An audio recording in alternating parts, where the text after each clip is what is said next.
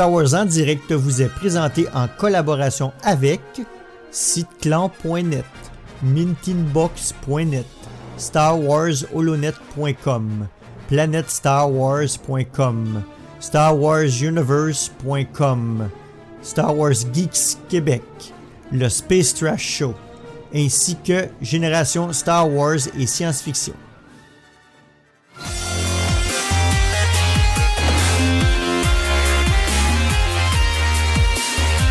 Eh bien, bonsoir, bienvenue à Star Wars en direct, la voix du fandom Star Wars pour cette édition série qui sera consacrée au 5e épisode de The Mandalorian. Je suis Sylvain et je suis accompagné ce soir de Céline et Dany. Bonsoir Céline. Bonsoir. Et bonsoir Dany. Bonsoir. Eh bien, bonjour chez toi, non? Ouais, bonjour, mais je vous parle à vous, donc je vous souhaite bonsoir. c'est le début de l'après-midi chez toi. Ouais. On devait faire un live, mais Discord étant été cassé par des saloperies de Jawa, nous enregistrons via Skype, donc cet épisode n'est pas en live.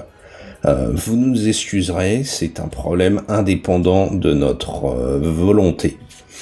Un petit WhatsApp rapide. Dany, quelle nouveauté Star Wars en ce moment? Absolument rien, à l'exception de travailler en arrière-scène pour Star Wars en direct, poster des émissions éditées, etc. J'ai beaucoup de travail d'arrière-scène, en plus de mon boulot régulier qui est épouvantablement chargé autour du temps des fêtes. Donc, j'ai pas fait autre chose que, comme je viens de dire, éditer des épisodes et écouter The Mandalorian qu'on va parler ce soir. Et ça s'arrête à ça. J'ai même pas eu le temps d'acheter Jedi Fallen Order encore. Imaginez. Donc, je suis très en retard, disons. Mais aussi, on prépare l'événement The Rise of Skywalker à Montréal avec Sébastien Minot. Donc, c'est comme on le fait à chaque fois qu'un film qui sort. C'est un événement organisé pour ramasser aussi des fonds pour l'hôpital Sainte-Justine. Donc, c'est un billet à un prix unique de 60$ avec un siège assigné. En IMAX, version originale anglaise, incluant le popcorn et la boisson gazeuse. Mais avant le film, on a de 7h à 11h30, on a une soirée avec la nourriture, un buffet chaud avec des enchères, avec des items Star Wars, une grosse fête entre fans de la 501e est là d'habitude. Star Wars a dit qu'il va y avoir beaucoup de gens de Star Wars Geeks Québec. C'est vraiment un gros événement. Donc, si ça vous intéresse, allez sur Cinéphile Montréal, le groupe Facebook, et Sébastien Minot va vous contacter si vous voulez participer à cet événement qui arrive très bientôt. Et toi, Céline? Pas grand-chose. J'ai préparé cette émission et j'ai écouté Star Wars en direct sur les désenchantés de l'épisode 8. J'aime beaucoup. Je trouve qu'il y a des très bons arguments. Par exemple, l'argument qui est fait assez masse chez moi, c'est le fait de dire que finalement Luke est assez incohérent avec lui-même tout au long de l'épisode. Finalement, il arrête pas de dire l'ordre Jedi s'est planté et en même temps, il faut que Yoda lui botte le cul pour pouvoir qu'il se détourne de l'ordre Jedi. Et en effet, c'est vrai que c'est pas cohérent en fait. Tac. Non, c'était bien d'avoir l'opinion de fans qui n'ont pas aimé, en fait, parce que on est très positif de façon générale dans l'équipe.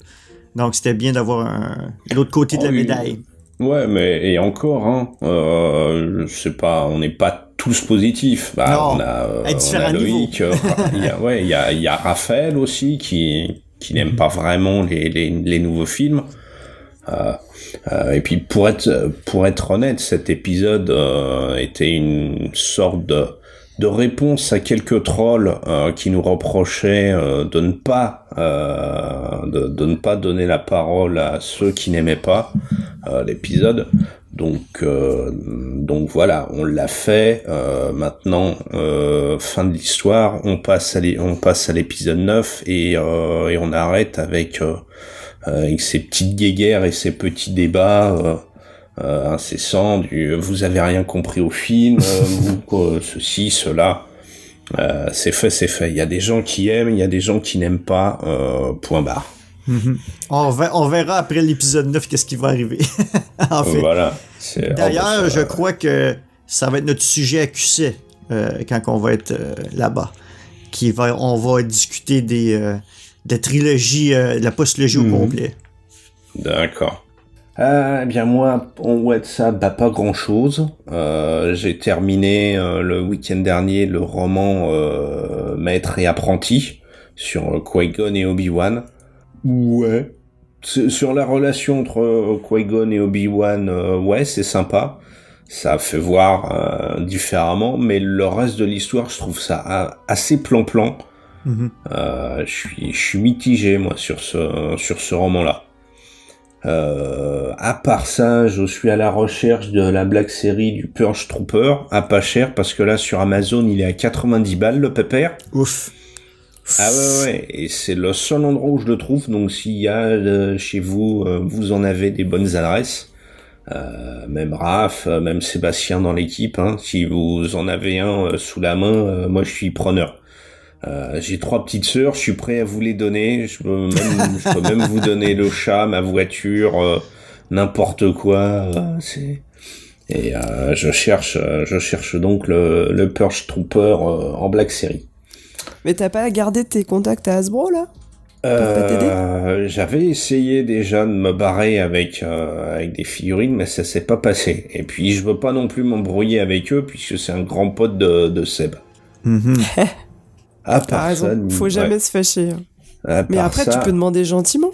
Mais je sais pas demander gentiment, moi. Quand je demande gentiment, voilà. Les gens ont peur. Non, mais évite de sourire avec toutes tes dents. Mais c'est pas ma faute, ça. Bien, trêve de plaisanterie. On va bientôt attaquer le vif du sujet. On vous rappelle notre politique spoiler. Tout ce qui est disponible par des canaux officiels n'est pas spoiler. Le contenu de l'épisode précédent n'est plus considéré comme spoiler. Et pour l'épisode courant, on va faire une première partie sans spoiler et puis une analyse un peu plus poussée de l'épisode avec forcément des spoilers. Au niveau de nos émissions les plus récentes, nous avons le Star Wars en direct Collector 19, l'histoire derrière nos Graals, fait par nos collègues qu'on n'aime pas, hein, Sébastien et Raphaël. Surtout Raph, parce qu'il a le même Graal que il a mon Graal, et ça c'est pas bien.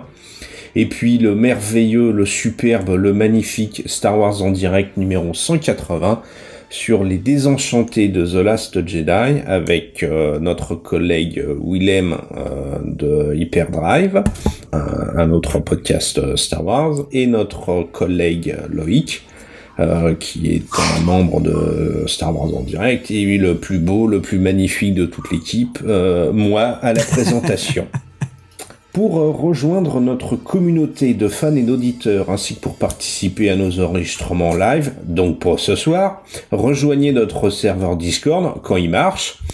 Et puis pour montrer vos couleurs, dirigez-vous vers la boutique de Star Wars en direct pour vous procurer des t-shirts et des produits dérivés SWD. On vous rappelle l'adresse starwars.direct/boutique. Eh bien, on va remercier nos partenaires Mint Inbox, Star Wars Holonet, Cyclan.net, Planète Star Wars, Star Wars Univers, Star Wars Geek Québec, Génération Star Wars et Science-Fiction, ainsi que Jeff et Kim, le Space Trash Show. Oh crap! Prepare to jump into hyperspace on my mark. All right, stand by.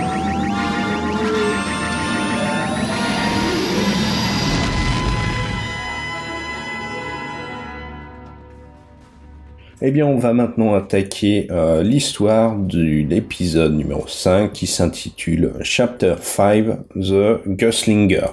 Oui, on pourrait l'appeler en français le flingueur. Je sais pas, le gunslinger, c'est le flingueur, je crois, en français. Je sais pas comment ils vont le traduire officiellement. Donc, c'est très bref et on ira pas en détail parce que beaucoup d'items... spoiler, donc avant, en gros, c'est le vaisseau du Mandalorian, donc le Razor Crest, est pris en chasse par un autre chasseur de primes, d'un vaisseau très allongé. Il réussit bien sûr à se débarrasser de lui grâce à certaines manœuvres, mais son vaisseau a été malheureusement endommagé. Donc, il doit aller à quelque part pour le réparer, et c'est là que l'action va vraiment prendre une deuxième vitesse. Et on va aller dans le creux de l'action. Donc, c'est ce qu'on pourrait dire comme introduction à cet épisode. Et surtout qu'en fait, cette partie-là, c'est, comme tu dis, c'est vraiment l'introduction. Après cette partie, après ce combat, on a directement le générique le titre générique de la série, et on embraye sur tout le reste. Qu'est-ce que vous avez pensé de cet épisode, sans aller dans les spoilers? Oui, c'est ça qui est difficile en fait, parce que certains lieux et puis certaines situations sont très très spoilers, donc on peut même pas mentionner certaines choses qu'on pourrait mentionner normalement, juste parce que c'est... On verra ça plus tard. Ouais, exactement. Donc, on pourrait dire que, contrairement à beaucoup d'entre vous, je l'ai bien aimé. Oui, encore la ligne directrice de l'histoire jusqu'à présent, c'est seulement bébé Yoda et le Mandalore en cavale qui essaie de protéger bébé Yoda. Et bon, il y a différentes aventures en cours de route. On peut pas vraiment dire autre chose de cet épisode. Mais ce que j'ai vraiment apprécié personnellement, même si c'est un des moins bons épisodes, c'est tout l'aspect qui me rappelait un vieux western. Donc, certains éléments, on va y revenir, mais simplement le titre de l'épisode, de Gunslinger, donc le flingueur, dit exactement qu'est-ce que c'est dans le style. C'est toutes des choses qu'on a déjà vues dans des émissions télé ou dans des films, même western, et puis ça m'a rappelé énormément ça. La musique, encore une fois, le thème réarrangé qu'on va entendre quand il se promène à un endroit connu. Et puis, il y a certains excellents costumes qu'on va mentionner plus loin.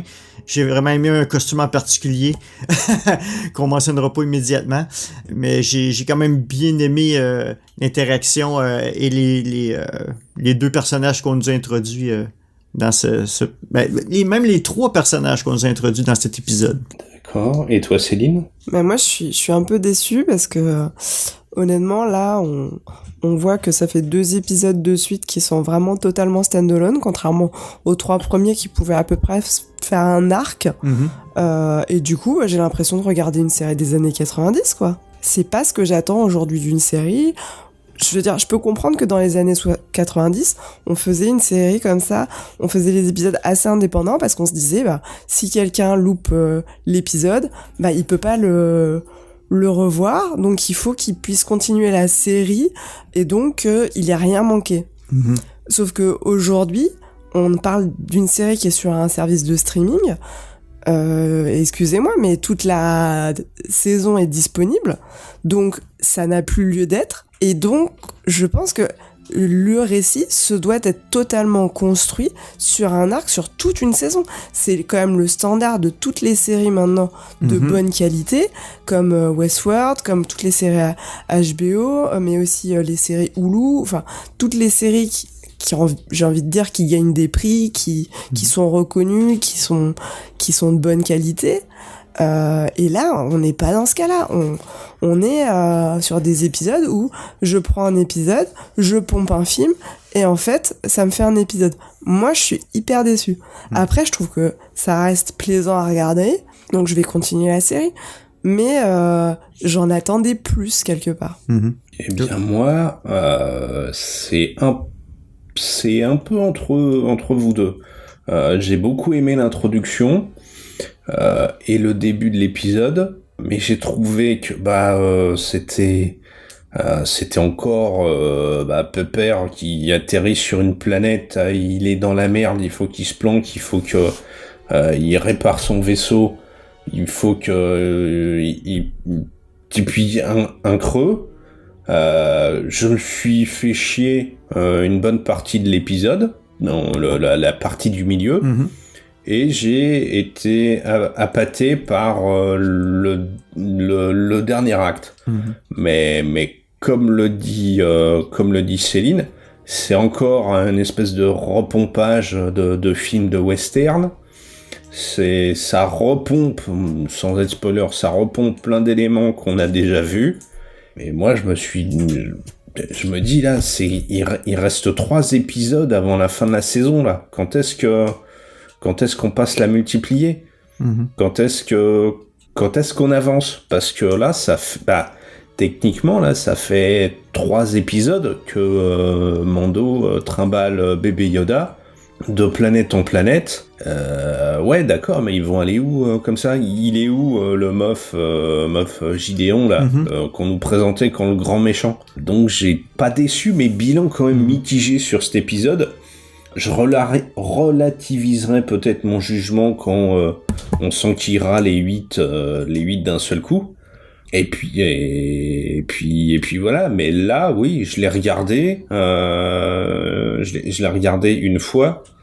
Et puis basta. Vite vu, vite oublié, quoi. C'est ça ce problème sur cet épisode-là. Moi, je pense qu'ils ont été un peu trop à la lettre en voulant dire un serial, tu sais, les séries comme dans le temps du samedi matin. C'est parce que c'est exactement ça qu'ils font. Puis même les séries dans ce temps-là avaient beaucoup de guest stars, donc des invités spéciaux.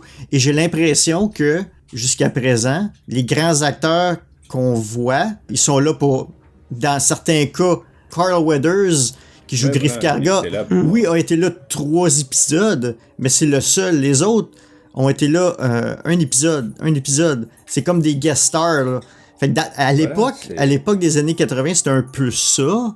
Il y avait beaucoup de séries, puis cette semaine, on a tel invité, et il joue un gros rôle, mais il se fait tuer, ou il disparaît, ou peu importe, on le revoit plus. Ça, on le voit une fois, bon, après, c'est un peu à relativiser, parce que on a vu des images dans les bandes annonces, de scènes qu'on n'a pas encore vues avec au Cara Dune, ouais. Voilà, avec Cara et Cara. Mais voilà, ça veut dire que toutes ces scènes-là, elles sont forcément, dans les 2 derniers épisodes, dans les 2 ou 3 derniers épisodes.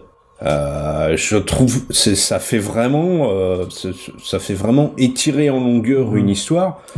On nous parlait, je vais peut-être pas spoiler tout de suite, mais on nous parlait d'un des personnages qu'on nous présente dans cet épisode.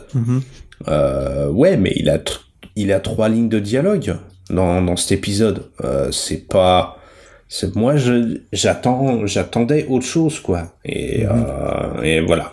On peut dire jusqu'à présent, il y a un peu de gaspillage de talent dans certains cas. Voilà, c'est un peu ça, quoi. On est un peu là-dedans. Alors c'est que le premier épisode qu'on voit comme ça, mais on est dans 3 épisodes, c'est fini, quoi. Dans 3 semaines, on a terminé la série. Et toute la résolution de l'intrigue va se faire sur les 2 derniers épisodes. C'est un peu chiant. Le précédent est un peu comme ça aussi. Enfin, il est hyper indépendant. C'est un peu la même structure, comme tu dis. Il arrive sur une planète. En fait, il est poursuivi, donc il s'en va. Et puis voilà. Il est en galère. Il trouve un allié. Il fait un truc pour avoir du pognon ou pour ne plus être en galère, et puis après la situation s'améliore et il repart. Il est en cavale, hein? C'est tout simplement ça. On reviendra, on va attaquer la partie spoiler, mais on reviendra justement, moi, sur l'un des défauts que j'ai dans cet épisode, sur la partie cavale. Une petite question comme ça, avant qu'on aille dans la partie spoiler. Est-ce qu'on a déjà vu le Razor Crest partir en hyperespace? Ou simplement, il est dans son parsec puis il n'y a pas de moteur hyperespace? Je ne sais plus. Bonne question. On va en revenir quand on va arriver à la planète qui nous est présentée. Faudrait que je regarde l'épisode. Alors, faudrait que je regarde les épisodes. Parce que là, je sais plus. Je viens de semer un doute. Hein. Ouais, en effet, je suis pas sûr qu'on ait vu les étoiles s'étirer.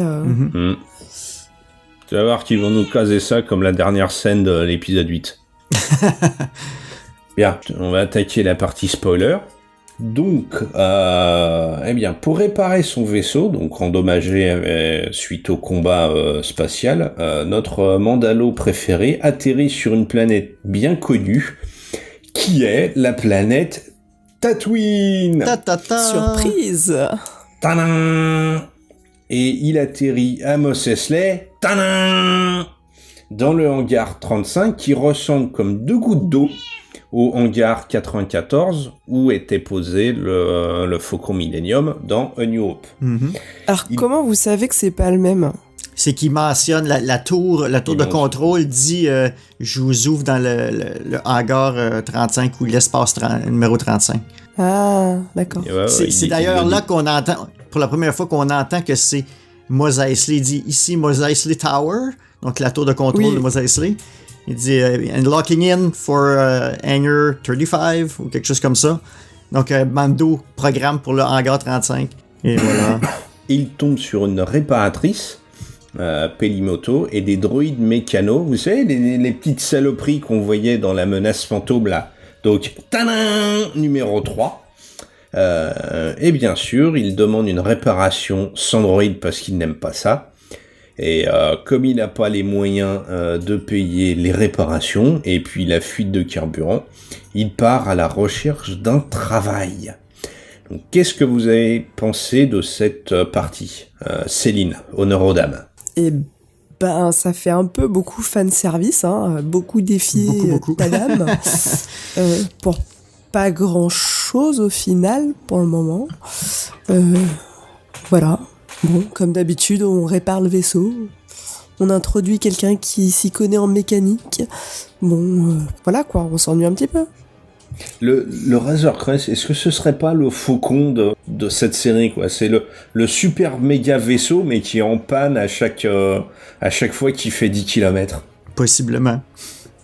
Et toi, Dany, cette première partie, qu'est-ce que t'en as pensé? Ben, je vais commencer par la poursuite dans l'espace au début, qui était vraiment intéressante. Je trouvais ça drôle que bébé Yoda était tout, comme un petit bébé, tout traumatisé par ce qui se passe. Et bien sûr... qu'est-ce que j'ai beaucoup aimé, c'est le chasseur de primes qui poursuit The Mandalorian. Il dit la ligne que The Mandalorian dit toujours, qui dit je peux te ramener chaud ou je peux te ramener froid. Autrement dit, je peux te ramener vivant ou mort. Et Mandalorian fait une passe à la Top Gun. Il met les rétrofusées et passe en arrière de l'autre vaisseau. Et il le tire, il dit non, ça c'est mon slogan, c'est ma catchphrase, désolé. Puis il tire le Bounty Hunter. J'ai vraiment aimé la référence. C'était juste trop typique. Et j'ai vraiment aimé le fait qu'ils disent ah non, c'est ma ligne, c'est moi qui dis ça en tant que chasseur de primes. C'est à moi ça. Ouais. Donc, exact.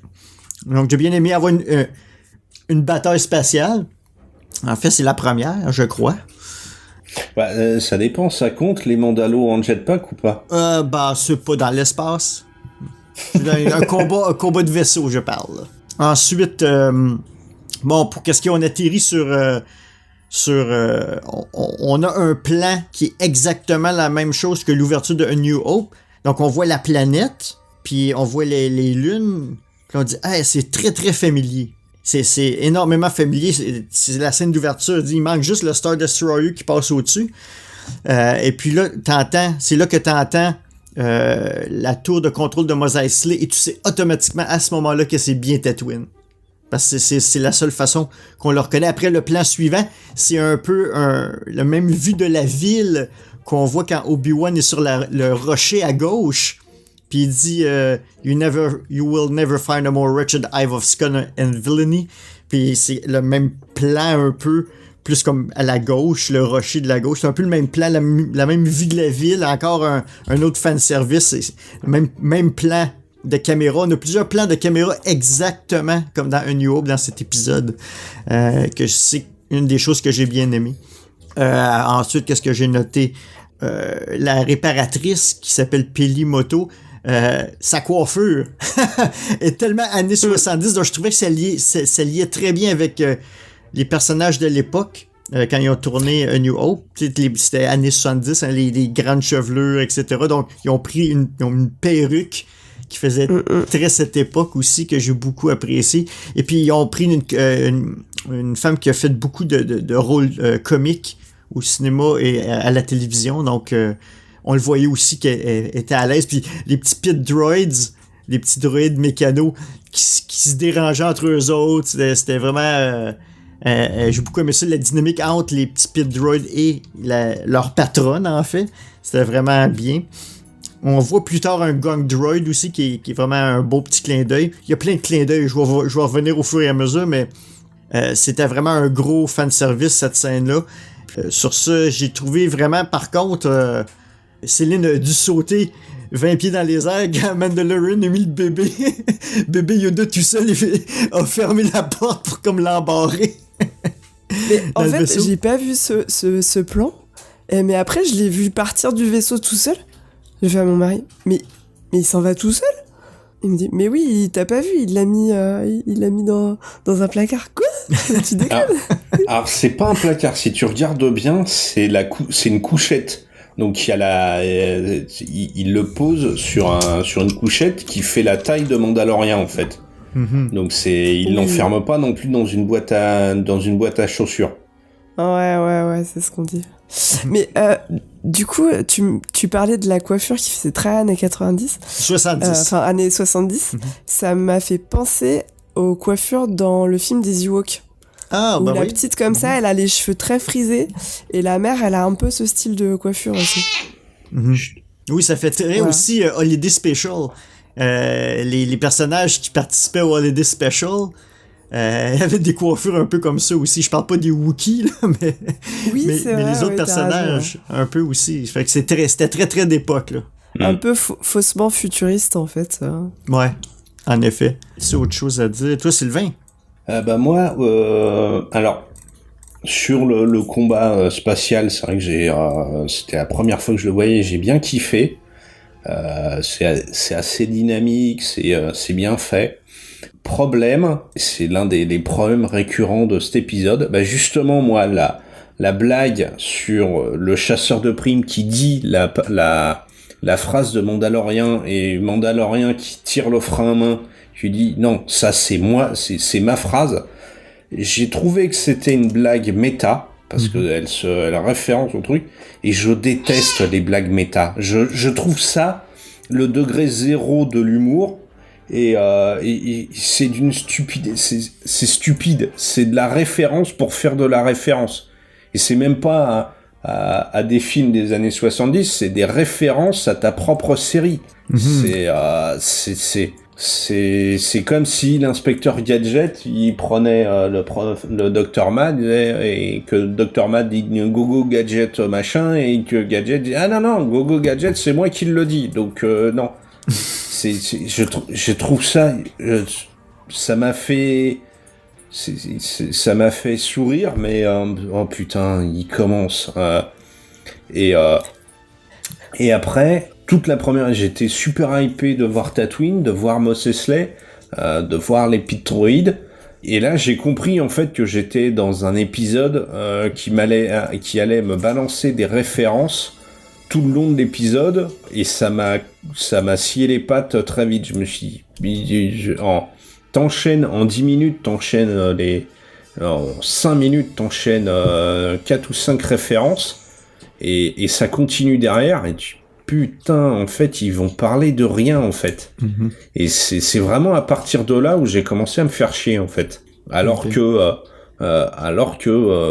pourtant, les décors sont sympas, ce Bando a toujours la classe. Bébé Yoda est toujours adorable. C'est vrai que tu sens que sur Tatooine il y en a pas un pour rattraper l'autre avec Pelimoto là qui en 30 secondes vient de faire tripler le prix des réparations à Mando. Et tu sais que le mec, il lutte pas, donc tu sais que ça doit être écrit dans le prospectus du guide touristique de Tatooine. C'est abandonner tout espoir, vous allez vous faire arnaquer durant votre séjour. Mm-hmm. Et ça, tu vois, ça m'a fait marrer, ça m'a fait plaisir. Mm-hmm. C'est tu vois que c'est une planète entière de roublards. Même les gens bien peuvent pas s'empêcher. Mais c'est une bonne transition pour la prochaine partie parce que la situation de Tatooine, elle n'est plus ce qu'elle était il y a 5 ans, quand l'Empire existait, clairement. C'est ça. On va attaquer la seconde partie, Céline. Donc oui, il sort du hangar pour se rendre dans le repère des plus infâmes malandrins de la galaxie, donc la cantina, la même que d'habitude. Il tombe sur un chasseur de primes débutant, Toro Calican, qui lui propose sa prime en échange de son aide pour attraper Fennec Shand, une redoutable tueuse à la solde des pires syndicats du crime, y compris les Hutt. Pendant ce temps, bébé Yoda est trouvé par Pelimoto, qui décide de s'occuper de lui. Pour des frais supplémentaires. Bien sûr, c'est pas gratuit. Donc qu'est-ce que vous en avez pensé, vous ? un peu comme l'étalage de référence avant, c'est de premier truc, la cantina, oh putain, la cantina, et ça s'arrête pas, et une référence sur les droïdes qui peuvent maintenant accéder à la cantina, mais pas les Tusken. Toro, qui a la même putain de position que Anne, si je dis pas de conneries. Ah, t'as raison. Ouais. Il a le pied sur la table. C'est... je sais pas trop quoi dire d'autre, en fait. J'étais plus amusé, finalement, par bébé Yoda qui sort tout seul du vaisseau. Donc, tu vois, pas de panique, Céline, il sait ouvrir les portes de placard. Et l'autre qui la prend dans ses bras. Oh, tout mignon. Bon, bah, je vais doubler la somme que le Mandalorien que je vais demander à Mandalorien. Voilà, c'est même le coup de la... non, on parle, je dirais pas tout de suite, c'est dans la partie d'avant, mais c'est là où je peux en parler. On a donc Mandalorien qui est recherché par la guilde des chasseurs de primes et qui va, parce qu'il a besoin de thunes, accepter qu'un jeune débutant qui rêve d'intégrer la guilde des chasseurs de primes, il va accepter un partenariat pour aller traquer une prime. Mais à quel moment il a laissé son cerveau dans son vaisseau, ce trou de balle? Oui, parce qu'il a pas l'air d'être au courant, là. Oui, d'accord, il a pas l'air au courant, le petit taureau. Le problème, c'est que tu le sens pas, le risque. Le mec rêve, il te dit que tout ce qu'il veut, lui, il est même prêt à à lui donner l'argent de la prime. Tout ce qu'il veut, c'est intégrer la guilde des chasseurs de primes. Et t'as Mandalo qui est recherché par la guilde des chasseurs de primes. Mais c'est complètement stupide. Bah, c'est sûr qu'il aurait mieux fait de faire la vaisselle pour pouvoir payer les réparations que de se retrouver avec quelqu'un qui a un détecteur à cible alors qu'il est lui-même une cible. Voilà, c'est ça. C'est le taureau. En plus, il est débutant. Tu lui mets un coup entre les deux yeux. Tu prends la cible. Tu vas chercher Fennec tout seul et au revoir et merci. On sait que Mandalo a un cœur. Il peut pas livrer la cible après. Mandalo a un cœur, il peut pas. Il est pas aussi tonitruant que tous les autres. Il peut pas livrer la cible, surtout à la guilde. Mm-hmm. Il peut pas se montrer auprès de la guilde. Oui, mais il y a toujours moyen. Hein. Les virements bancaires, ça existe. Mais non, mais c'est vrai qu'on se demande comment il comptait s'en sortir, parce que... Je pense qu'il est juste désespéré pour récupérer de l'argent et quitter Tatooine le plus vite possible. Oui, mais non. À aucun moment il montre qu'il est désespéré. Là, il est à peu près peinard parce que la seule personne qui sait qu'il est sur Tatooine, elle est en 1000 morceaux dans l'espace. Voilà, je te dis, comme Céline dit, hein, il aurait pu faire la vaisselle à la cantina pendant 15 jours et basta. Je trouve sa démarche pas logique. Et en plus, dans les blagouts, je sais pas si c'est moi. Mais alors, t'as le chasseur de primes débutant qui s'appelle Taureau et la prime qui s'appelle Fennec. Ouais. Et ouais. Ça ressemble à ça. Tu vires le H, ça fait sand, sable. Et puis la réparatrice ou qui s'appelle Moto. Mais cet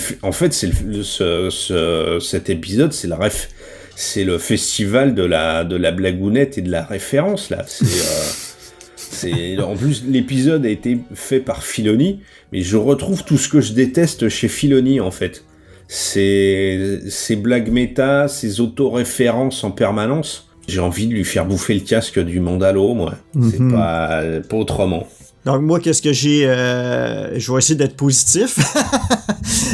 Dans mon cas, déjà, le Mandalo sort et la chose qui est la plus flagrante, selon moi, c'est comment Mos Eisley a l'air vide. Ok, c'est peut-être question de budget, mais avec l'argent qu'ils ont pour chaque épisode, probablement pas. Donc, ça se passe quand même 5-6 ans après la chute de l'Empire.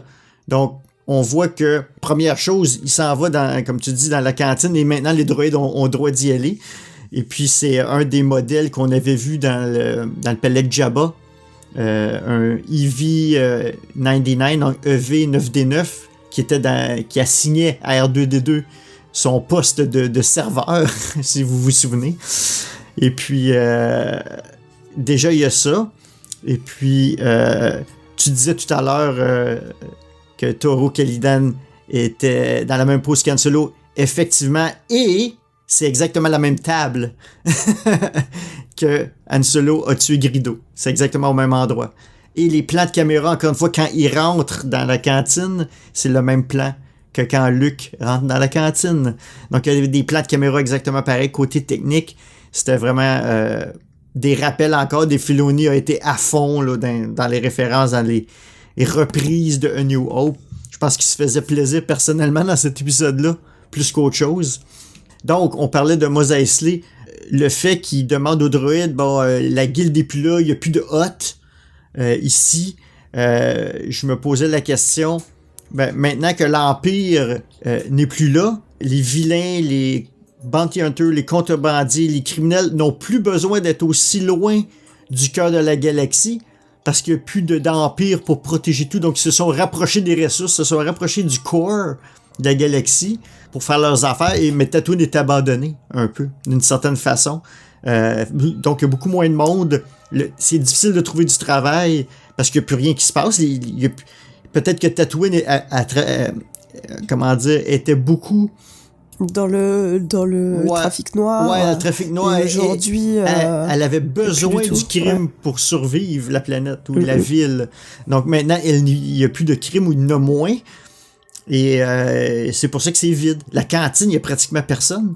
Il y a beaucoup de nouveaux aliens, j'ai bien aimé. Il y en a un qui avait l'air d'une mouche et un autre d'une grenouille. C'est quand même bien. Encore d'autres races. Thomas va être bien content. Mais ça avait l'air très, très abandonné. Fait, ma perspective était que Tatooine, c'était très reculé. Et maintenant que l'Empire n'est plus là, les criminels se sont rapprochés des ressources qui sont plus proches du cœur de la galaxie. Et c'est vraiment maintenant une place abandonnée que plus personne va. Tatooine est vraiment reculé là, maintenant. Là. Parce qu'il y avait besoin de cet argent noir-là qu'il n'y a plus maintenant ou qu'il y a beaucoup moins qu'avant. C'est pour ça que j'ai l'impression que c'est très vide. Quand on se promène, Mandalore se promène dans les rues, tu as l'impression qu'il n'y a personne.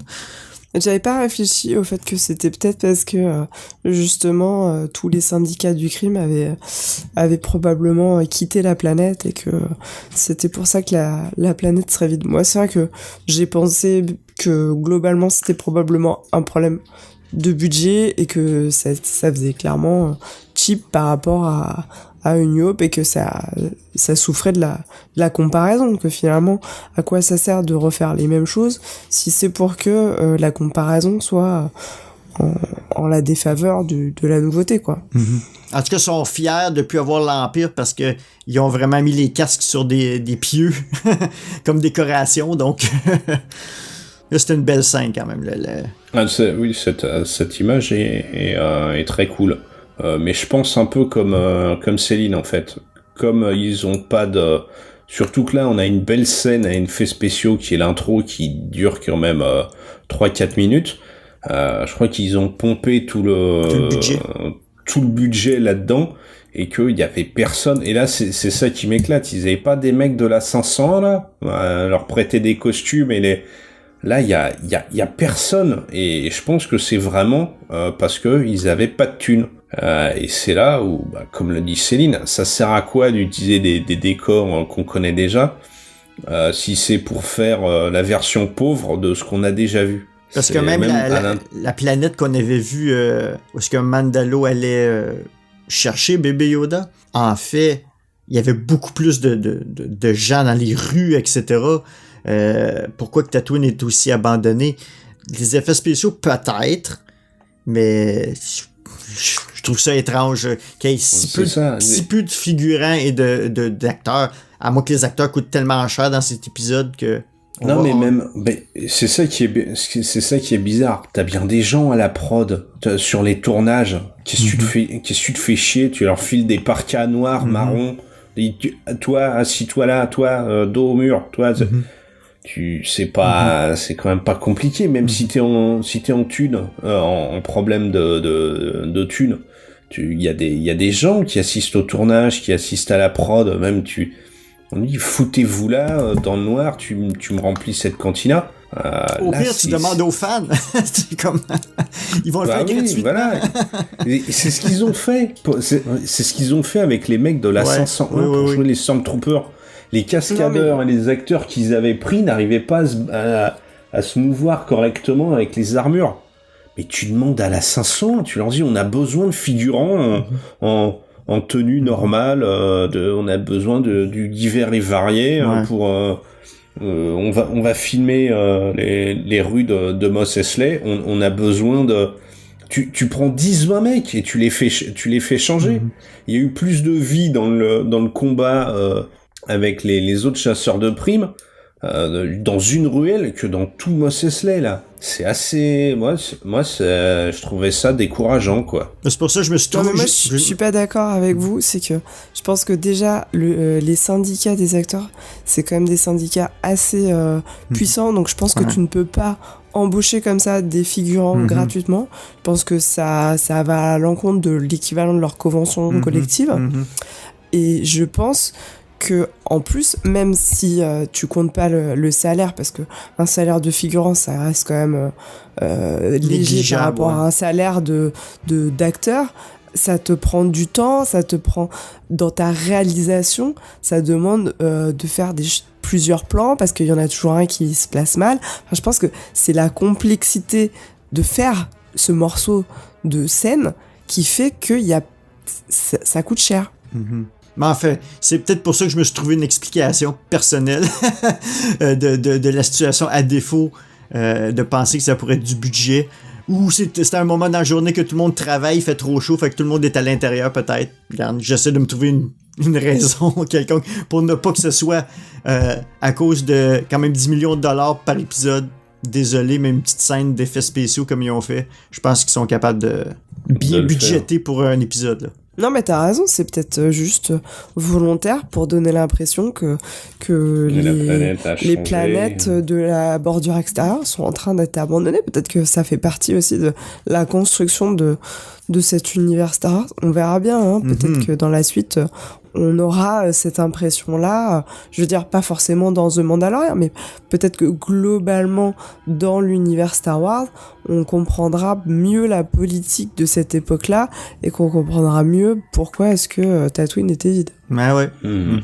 Oui, ben on va poursuivre avec maintenant... Mandalorian avait demandé, a accepté en fait d'être partenaire avec Toro Calican. Donc Toro arrive avec 2 motos speeder comme demandé par le Mandalorian.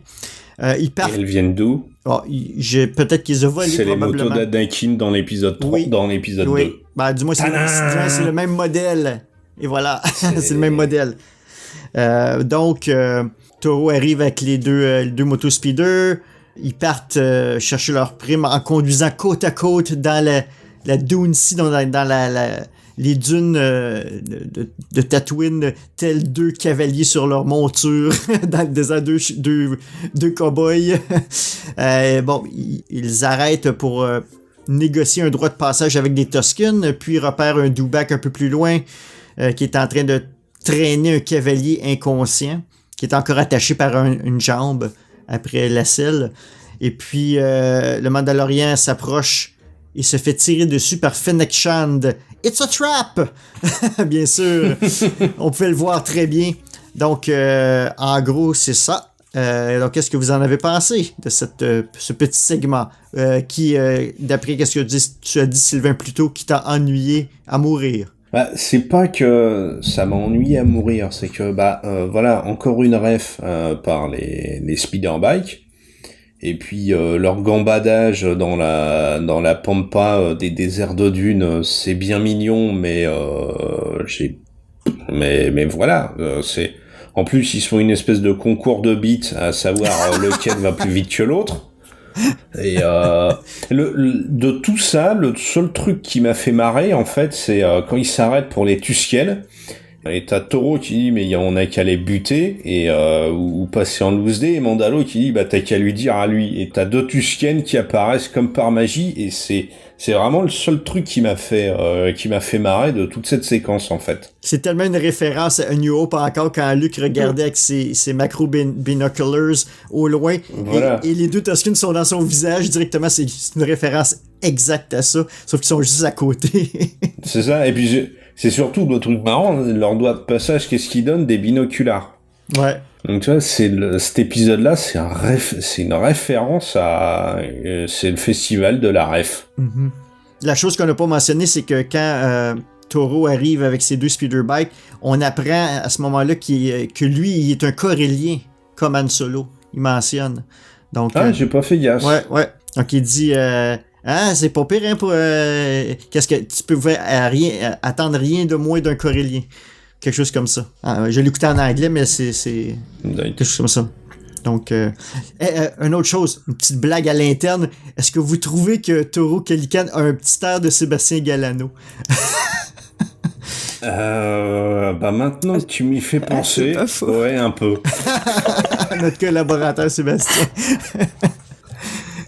Et toi, moi, j'ai bien aimé cette scène, en fait, parce que je trouve que c'est vraiment intéressant, pour une fois, d'avoir les Tusken avec qui sont capables de négocier. Enfin, jamais on avait vu les Tusken autrement que comme des gens qui attaquent. Finalement, bien sûr, on se doutait que Anakin, quand il les massacre, qu'il massacre y compris les enfants, on se doutait que Anakin n'était pas dans le bon rôle, mais jamais on avait compris que les Tusken, c'était un vrai peuple avec qui on était capable de collaborer, et j'ai trouvé ça vraiment bien de les réhabiliter comme ça au passage. Et du coup, je me suis aussi dit, quand même, le Mandalorien, est-ce qu'il serait pas né sur Tatooine ou ce genre de planète? Parce que il est capable de parler aux Jawa, aux Tusken, enfin, ça fait beaucoup quand même. Il connaît bien le langage des signes. Ça a l'air que les Tusken sont capables de parler en signes. Intéressant. Ça peut être un indice aussi, en effet, Céline, de son origine, possiblement. Mais je pense dans le roman Obi-Wan, qui est canon, Obi-Wan, si je me souviens bien, est capable de traiter avec les Tusken. Donc, c'est des gens avec qui on peut faire des affaires. Non, mais je trouve ça bien, ça montre que dans l'univers canonique, on commence à avoir des références transmédia, de la cohérence dans l'univers en transmédia. Moi, je trouve ça très bien. Ça faisait très aussi cow-boy qui essayait de parler aux Indiens, là. Aussi. Bien sûr. En plus, il mentionne le fait que pour eux, c'est eux les autochtones et pas les autres. Donc, clairement, on est complètement dans la référence du peuple natif. Ouais, c'est ça, exactement. Il y a ça, et puis la différence entre de comportement de Mandalo avec les Tusken et avec les Jawa. Si on regarde bien, avec les Jawa, il était prêt à les cramer au lance-flamme, et la négociation, c'était Makash. Là, avec les Tusken, il est beaucoup plus calme, et à croire qu'il a de mauvaises expériences avec les Jawa, le pépère. Mais les Jawa avaient démantelé son vaisseau. C'est peut-être l'inverse, hein. Il sait peut-être que les Tusken sont une plus grande menace. Ah ouais, aussi. Mais bon, encore une fois, clin d'œil, des Bantha, des Sand People, un do-back. Encore. Puis ça, bien sûr, on l'a vu venir. Mais en tout cas, moi, j'étais convaincu que c'était un piège. C'était trop clair. En plus, quand je te disais qu'il a l'air d'être con, Mandalo, à ce moment-là, avec Toro, là c'est pareil, mais tu le vois, mais à des kilomètres, que c'est un piège. À la limite, j'aurais compris qu'il envoie juste Toro. Bah oui. Que Mando se planque dans une dune avec, en plus il a un fusil avec une lunette de visée. Qu'est-ce qui nous emmerde? Donc il se trouve un petit coin, il dit à Toro, vas-y mon gars, ça va voir, et qui regarde d'où viennent les tirs qui visent Toro. Ça aurait été plus logique. Là il nous fait le coup du je me fais tirer dessus, mais bon, comme j'ai l'armure en Beskar, à cette distance, ça pose pas de problème. Et ça n'arrête pas, en fait. Elle ne fait que tirer. On te dit que c'est une assassin. Il l'a dit dans la cantine. Redoutable, ouais. Et la meuf, elle ne fait. Mais alors, je vois bien qu'il y a de les distances et tout le bordel. Mais la meuf ne fait que tirer dans la tête ou dans la poitrine, pile au milieu de l'armure en Beskar. Je veux bien qu'elle sache pas forcément quoi c'est, mais quand tu tires une fois dans la tête d'un type casqué, que le type tombe et se relève, la logique voudrait, tu dis, ok, c'est pas la peine de viser les grandes parties métalliques. Donc voilà, c'est comme d'hab, j'ai l'impression qu'ils ont pas laissé poser leur cerveau de côté en fait dans cette séquence. Puis il y avait une autre référence ici, je sais pas si vous l'avez compris, une autre référence fanservice.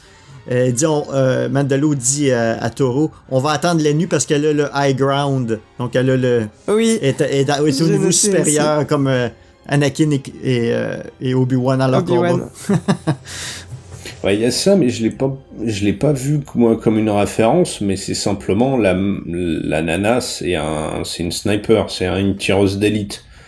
Moi j'ai pris ça, oui, bah c'est naturel quoi. C'est un sniper, ça se met en hauteur et toi t'es au ras du sol et t'es dans une cuvette entre deux dunes dans du sable. Donc tu t'allonges par terre, tu te terres et puis t'attends qu'il fasse nuit pour essayer de te sortir de là quoi. Donc c'est là aussi qu'on a vu les premières. On n'a pas vu son visage encore, mais on voit Fennec vraiment pour la première fois son costume, son arme, son casque est très très cool, je trouve. Ah bah, et on reconnaît déjà que c'est Ming-Na. Oui, avec ses yeux. Ouais. Oui, parce qu'on voit ses yeux en avec fait. Les yeux. Mais le casque me paraît assez bizarre en fait. Si je dis pas de conneries, t'as le haut qui est en rouge et puis la partie de la mâchoire qui est en noir qui s'articule. C'est comme un coquillage qui s'ouvre. Ouais, un peu ça. T'as l'impression que c'est une moule que tu peux ouvrir en deux. À peu près, ouais. Justement qu'on est on est à la nuit, donc on va attaquer le reste de notre résumé.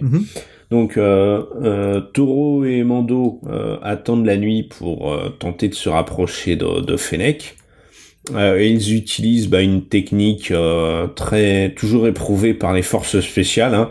C'est de monter sur les speeders, de foncer tout droit et de balancer à intervalles réguliers des fusées éclairantes. Ils arrivent tant bien que mal à aller la capturer, mais l'une des motos est HS. Donc il la menotte et Mando, vu qu'il a son casque aussi à imagerie thermique, va récupérer le Duba qui est au milieu du désert. Et donc Fennec est gardé par Toro. Le temps que Mandalore vienne faire l'aller-retour. S'ensuit une petite discussion entre Fennec et Toro. Fennec lui disant qu'il est complètement con le Toro parce que le Mando est une meilleure prime et une meilleure proie qu'elle et qu'il aura beaucoup plus de thunes, il aura son entrée dans la guilde, tout ça. Et alors qu'on pourrait penser que Toro c'est un homme, c'est un vrai et qu'il a qu'une parole, eh bien il décide de flinguer Fennec et de s'en prendre tout seul comme un gland à Mando. Toute une surprise pour moi. Moi j'étais certain que typiquement il allait la libérer et puis qu'il se ferait tuer. J'avais jamais pensé qu'il tirerait. Vraiment. Aux grandes dames de tous les fans de cette actrice. Donc un autre personnage qui potentiellement ne sera jamais revu. Donc ah oui, c'est pour ça dans le coup des acteurs rechargeables. C'est vrai que je me suis dit il est quand même pas aussi con que ça, il va pas la libérer, il va se faire flinguer. Mais en fait, c'est l'inverse qui se passe et je me dis putain, il est assez con pour la croire et pour penser qu'il va pouvoir neutraliser tout seul un Mandalorien. Donc j'étais étonné en fait par la propre connerie de Toro. Je me dis putain, enfin un qui va se mettre à réfléchir correctement. Et je trouve ça assez dommage. Et puis la charge à coup de fusée éclairante, j'ai trouvé ça un peu nul, même si je comprends le principe. Donc voilà. Je suis assez d'accord, sur la scène avec les fusées éclairantes, autant quand il y a vraiment la fusée éclairante, on voit la vue depuis Fennec, on voit qu'elle est aveuglée, c'est pas mal. Autant les moments où il n'y a pas de fusée éclairante et qu'elle les vise et que en fait elle est pas du tout sur eux, qu'elle vise en plein milieu, c'est pas justifié quoi en fait. Ça fait genre c'est une super tueuse mais en fait là elle vise totalement elle vise trop mal parce qu'elle a mal au œil. Ouais. Non, mais elle a l'air de viser comme les droïdes de combat dans les Star Wars quoi. C'est ils tirent 10 fois dont 9 à côté et le dernier en haut quoi. C'est Ouais, comme les troupes de choc de l'Empire. C'est ça, voilà. Et elle tire aussi bien qu'elle. Ouais, non, mais j'allais dire, moi aussi, j'ai été étonné que Toro la tue, et je trouve que ça a un assez bon twist, même si je trouve que... Après, je me suis dit, mais attends, ils ont pris Ming-Na Wen 3 minutes Enfin, franchement, ça m'a quand même vachement déçu. J'adore cette actrice. Moi, plus tard, je veux devenir comme elle. Non, mais... asiatique, en fait, c'est mal barré. Hein. D'un point de vue esthétique, je trouve que, elle a vraiment une classe internationale. Donc, je dis souvent, quand je vais vieillir, je veux être comme Ming-Na. Même si c'est raté, hein, parce que je suis pas du tout asiatique, mais... C'est une actrice qui a beaucoup de classe et de charisme. Et voilà, on s'en débarrasse vraiment en 3 minutes, quoi. Elle a 2 lignes de dialogue. Ouais, elle a 4 vraiment... C'est fou. Ouais. On reconnaît bien l'actrice dans son combat aussi, hein.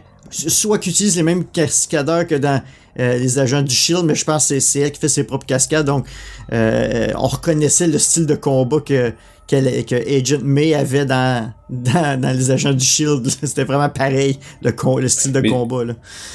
Et ça aussi, ils sont au corps à corps. Ouais, ça aussi, j'ai trouvé ce combat un peu nuluche. J'ai été plus impressionné, en fait, par le combat au corps à corps entre le Heavy Mandalorian et Mando, là, un coup de couteau, et le combat entre Mando et Cara. Oui. Honnêtement, j'ai toujours, mais c'est pas que pour ça, j'ai toujours eu du mal avec les combats de karaté ou d'arts martiaux au cinéma ou en série. J'ai toujours trouvé ça ultra ridicule parce que trop chorégraphié, et j'attends pour pas lasser le coup parfait ou un combat, surtout au corps à corps, c'est pas comme ça, c'est pas aussi calculé, c'est pas aussi propre que ce qu'on veut nous faire croire. Et je trouve que là, c'est pareil. Ce combat au corps à corps là entre Fennec et Toro, il est un peu beaucoup bidon, quoi. Et je trouve que la scène est tellement foncée que franchement, on voit pas bien. En effet. Ouais, mais ça, c'est sûrement parce que c'était la version pirate tout pourri. Non, même sur la version la version normale, c'est très très sombre. Ouais. D'accord. Non, c'est dommage. C'est soit qu'ils veulent cacher les décors moins bien faits ou quoi que ce soit, mais... Ça doit être ça. Pour planquer les décors en carton-pâte, ils ont éteint la lumière. Non, mais ils ont dû se dire, au moins, c'était réaliste du fait que ce soit une scène de nuit. Mais je trouve que, ouais, en effet, pour le spectateur, on profite pas de la scène, quoi. Puis c'est dommage parce que le costume qu'elle porte est sensationnel, je trouve. Elle a vraiment un très très beau costume avec tout noir, avec des bouts de cuir asymétriques. Là. J'ai vraiment aimé son costume. Puis si vous regardez attentivement dans ses cheveux, elle a quelques traits sur le dessus de sa tête. Et il y a une ficelle qui rejoint les traits, c'est une ficelle rouge. Vous regarderez attentivement. C'est magnifique. Les ceux qui vont faire du cosplay de ce personnage-là, avec le peu d'informations qu'ils ont.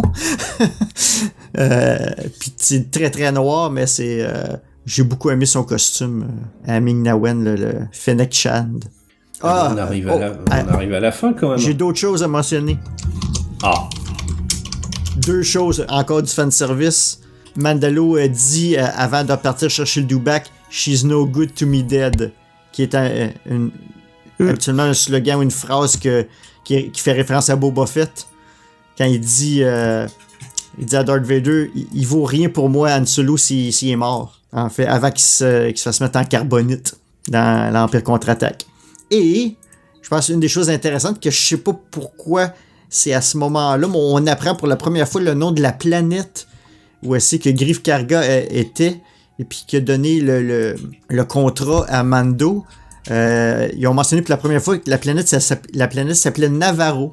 Donc, la première fois qu'on entendait le nom de la planète. Ah, j'ai pas fait gaffe, c'est pour ça le tweet de Pierre. Ah ok, c'est un pote qui a mis tu connaîtras pas Danny, mais qui a mis un personnage d'une vieille série télé joué par Roger Hanin et qui est le commissaire Navarro. Ok. Donc je viens de comprendre son tweet en fait à mon pote. Voilà. Et c'est à chier. En fait, c'est la première fois qu'on mentionne la planète. Pourquoi à ce moment-là? Je sais pas aucune raison. Pourquoi qu'ils l'ont pas mentionné plus tôt.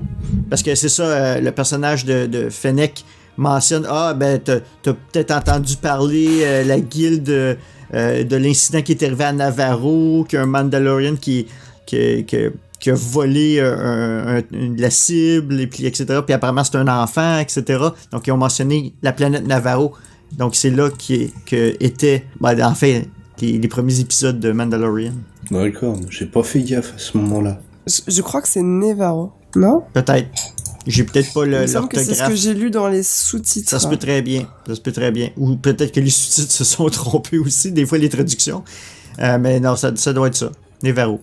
Non, je regarde sur les wikis, les gens ont noté la même chose, alors bon.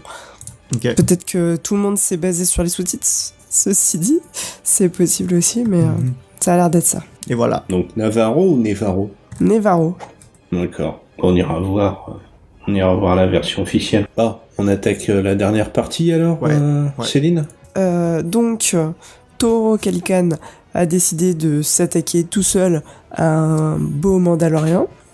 Il s'empare de bébé Yoda, prend en otage Pelimoto, la réparatrice, et en fait, finalement, ils s'en sortent parce que Pelimoto se retrouve derrière le Mandalorien, qui a une petite fusée éclairante encore, et... Enfin non, devant. Et donc, il est devant, il est à l'arrière du vaisseau, et il est devant avec bébé Yoda dans les bras. Oui, il est devant elle. Elle est derrière. Non, il est devant lui et c'est Peli qui passe derrière Mandalo pour lui mettre les menottes. Mm-hmm.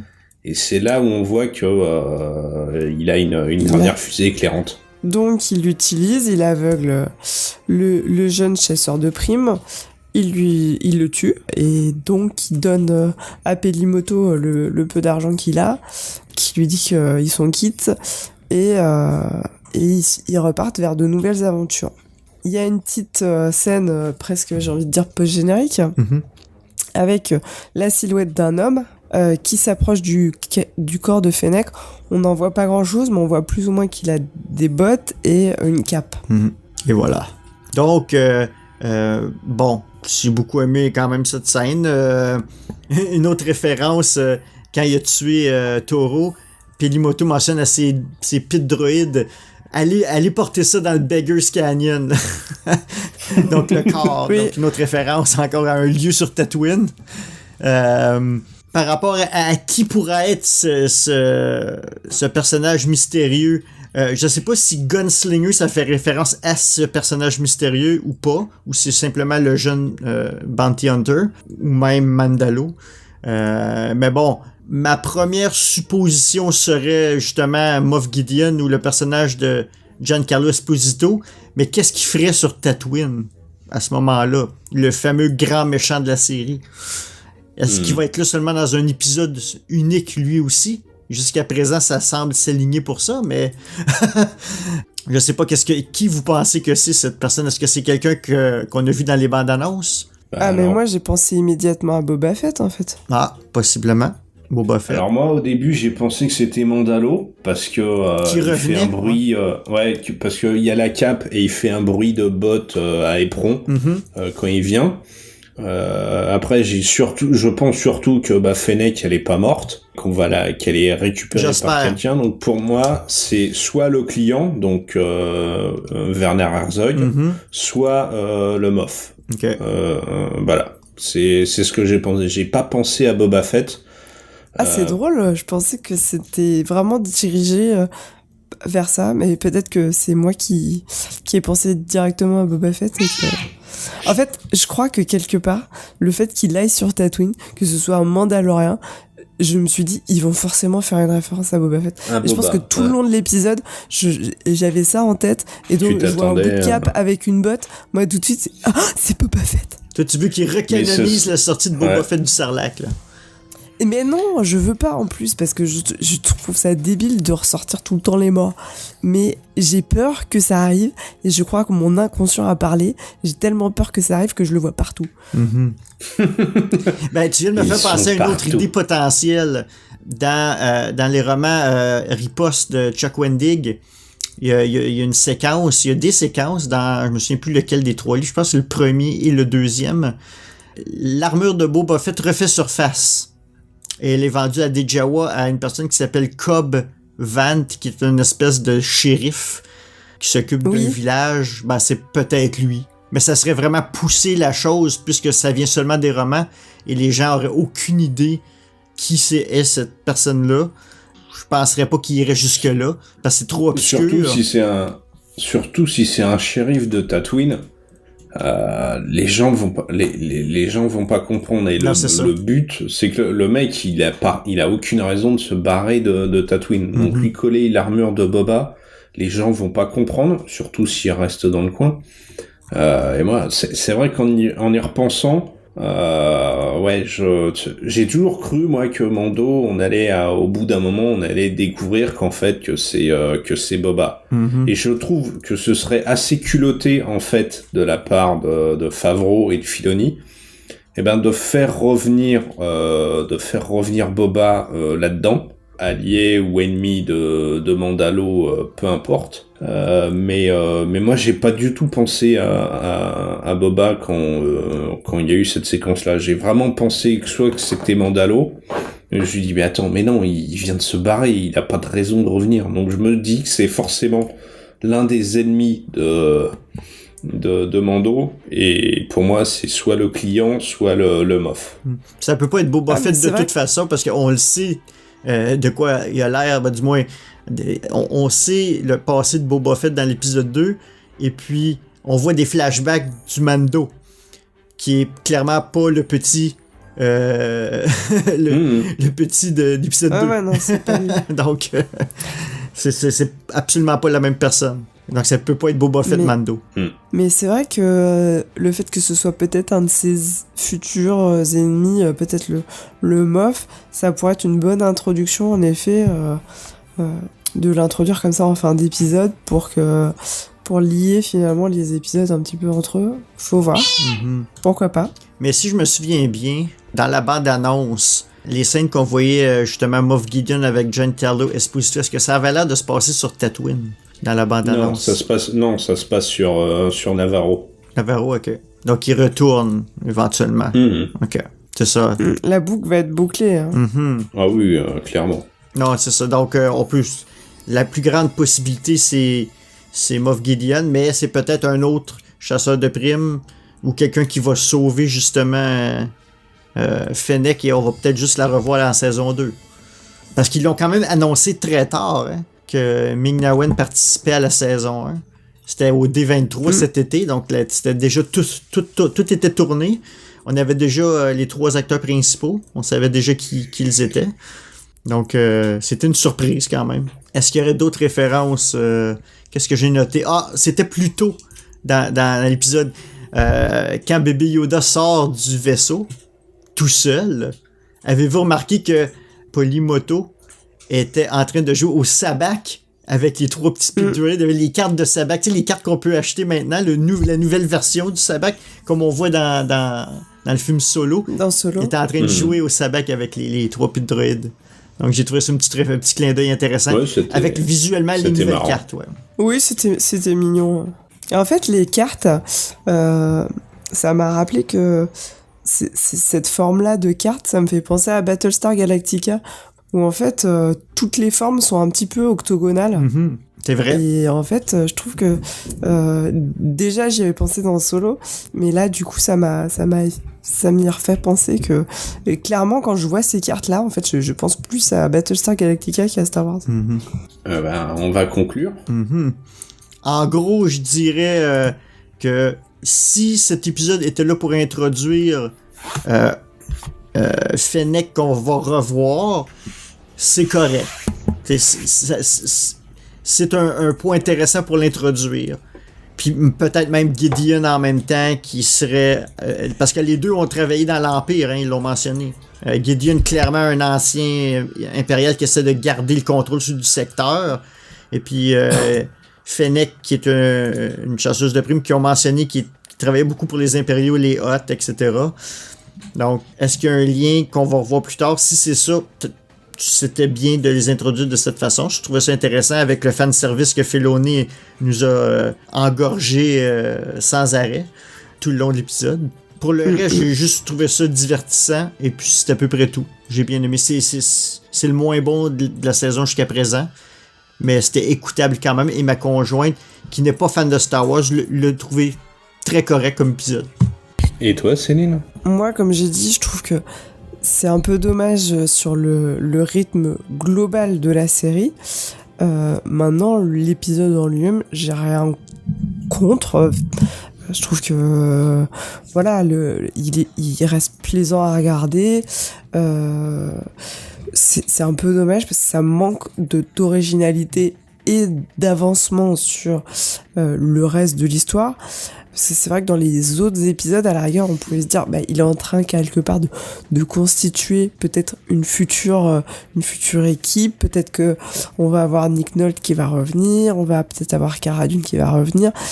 Mais finalement, Pelimoto, on se dit, mais est-ce qu'elle va revenir? Parce qu'en fait, finalement, Nick Nolte, il se débrouille déjà bien en mécanique, donc quelque part, ça ferait bis repetitas, donc elle a pas vraiment d'intérêt à faire partie de l'équipe, à part peut-être d'être babysitter de Baby Yoda, mais je trouve que ce serait hyper réducteur pour ce personnage, qui a des compétences à part ça. Et donc, je sais pas quoi en penser de cet épisode, à part que je le trouve pas utile, quoi. Mais si Tatooine est vraiment devenu une place très reculée qu'il n'y a plus personne, peut-être que c'est un bon endroit pour cacher bébé Yoda. Je trouve apparemment, Fennec Sand a trouvé que c'était pas mal comme planque, mais bon, pas assez. Exact. Je trouverais ça assez bizarre qu'ils le foutent sur Tatooine. Moi aussi. Vu tout l'historique, vu les trucs, non, c'est un peu comme Céline, quoi. C'est trop forcé.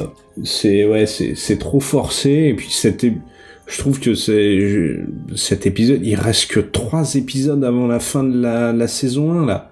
Ça n'avance pas, c'est le festival de la ref, c'est malheureux à dire, mais pour moi, c'est tout ce que je déteste chez Filoni. Pour moi, c'est un épisode filler, quoi. On nous présente des personnages qu'on exécute, mais 3 minutes après. Pour moi, on verra Fennec, mais voilà, quoi. C'est le festival de la ref. Je sais pas trop quoi dire d'autre pour cet épisode-là. Je relativiserai peut-être en regardant, c'est ce que je ferai. Quand on aura les 8 épisodes, je regarderai tout d'une traite pour voir comment ça se goupille. Mais là, pour moi, c'est le plus chiant des épisodes, celui qui sert à pas grand chose. On retombe sur un statu quo identique au départ, et voilà. On pourra faire un épisode sur la saison complète une fois terminée, là. Ouais, il faudra. Eh bien, mesdames et messieurs, ceci conclut cette édition de Star Wars en direct série. Comme toujours, si vous avez des suggestions, commentaires ou réactions sur les sujets que nous venons de discuter, contactez-nous à l'adresse studio@starwars.direct ou laissez vos messages sur nos réseaux sociaux, Facebook, Twitter, Instagram et notre chaîne YouTube. Et surtout, n'hésitez pas à partager nos épisodes sur vos réseaux sociaux. Dans les prochaines émissions, nous aurons un Star Wars Clone Wars qui sera consacré à Asajj Ventress. Nous aurons bien entendu un Star Wars série épisode 6 de The Mandalorian. En préparation aussi, nous avons un épisode gamer sur le jeu mobile Galaxy of Heroes et un Star Wars littérature sur les BD Star Wars les plus récentes. Comme toujours, pour rejoindre notre communauté de fans et d'auditeurs, ainsi que pour participer à nos enregistrements live, rejoignez notre serveur Discord, et pour montrer vos couleurs, dirigez-vous vers la boutique de Star Wars en direct pour vous procurer des t-shirts et produits dérivés. L'adresse de la boutique, starwars.direct/boutique. Nous sommes disponibles sur les plateformes suivantes: iHeartRadio, Deezer, Spotify, Stitcher, Google Play et Apple Podcast.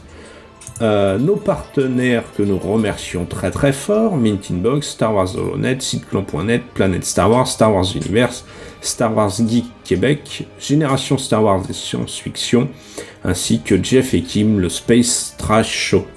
De la part de Céline, Dany et moi-même, merci d'avoir été à l'écoute de Star Wars en direct, la voix du fandom Star Wars, et que la force soit avec vous.